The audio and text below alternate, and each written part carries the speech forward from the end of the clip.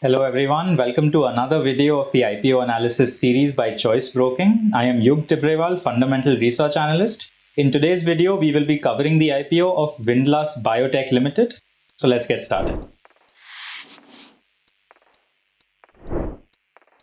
Founded in 2001, Windlast Biotech is a top 5 CDMO player for pharmaceutical companies. CDMO stands for Contract Development and Manufacturing Organizations.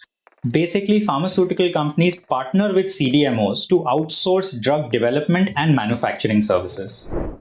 Based on their clients' needs, Windlast Biotech provides a large range of services such as product discovery, development, licensing and manufacturing of generics, including complex generics.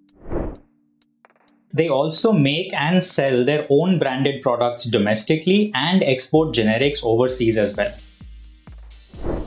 The company currently operates 4 manufacturing facilities located in Dehradun. They have an aggregate capacity of more than 7 million tablets, 50 million sachets, and 60 million liquid bottles. Pharmaceutical companies are increasingly outsourcing their needs to CDMOs. This has allowed the CDMO market to grow at a faster pace than the overall pharma market. They've grown by 13% per year, whereas the pharma industry has grown at around 9% per year over the last 5 years. We expect this trend to continue going ahead and the CDMO market to grow at around 14% per year.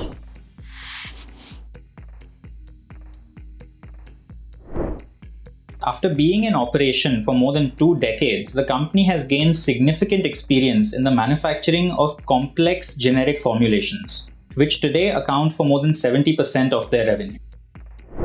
The complex generics market has very high barriers to entry because it requires special know-how in development and manufacturing. This means that there is limited threat from new competition in this segment for Windlast. Windlast is planning to use some of the funds from the IPO to set up a new injectable dosage plant along with their existing facilities. Growth in the injectable CDMO segment is expected to be faster than the other formulations. So this new plant will help them grow their revenues and improve profitability. Windlast has significant capacity to satisfy the demand from their customers, but their utilization levels have been low at around 30%. Going ahead, if they're unable to utilize this capacity fully, it may lead to a reduction in profitability.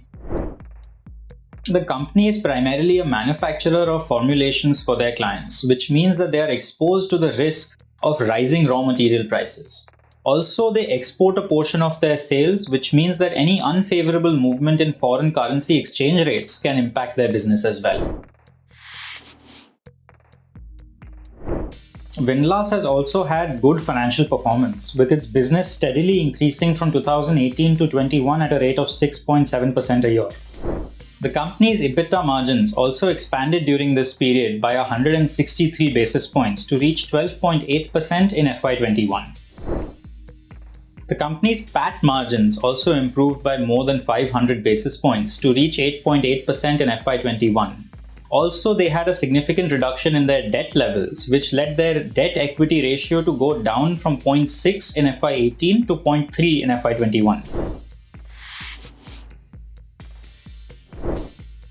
The price band for the IPO is set at Rs 448 to 460 a share.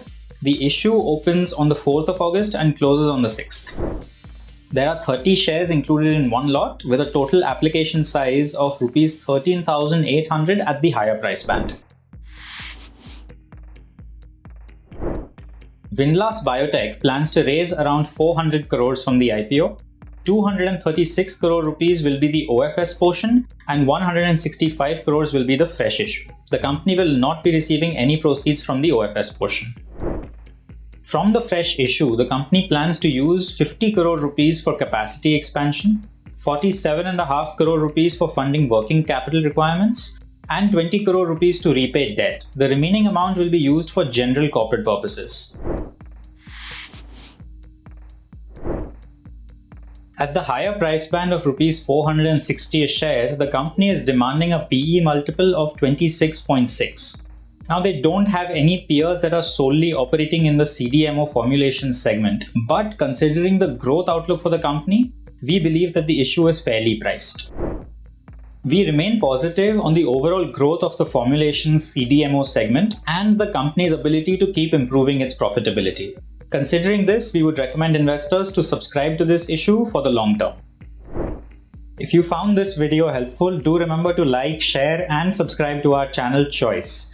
Thank you for watching, and we will see you soon.